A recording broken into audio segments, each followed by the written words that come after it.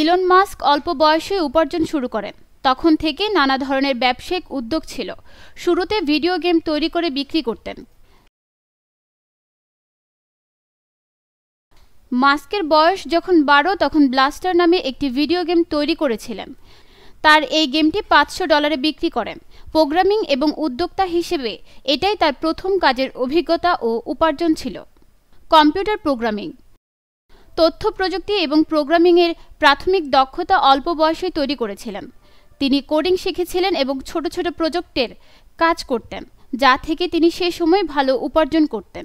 জিপ2 corporation, ক্যালিফোর্নিয়ায় যাওয়ার পর mask তার ভাই কিম্বলের সঙ্গে 1996 সালে তরর 2 প্রতিষ্ঠা করেন। শুরুতে তরর 2 সংবাদপত্রের জন্য ব্যবসায়িক ডিরেক্টরি এবং মানচিত্র সরবরাহ করত। 1999 সালে কম্পেক প্রায় $307 মিলিয়ন তরর 2 কিনে নেয়। মাস্ক জিপ2 বিক্রি করে প্রায় $22 মিলিয়ন লাভ করেন।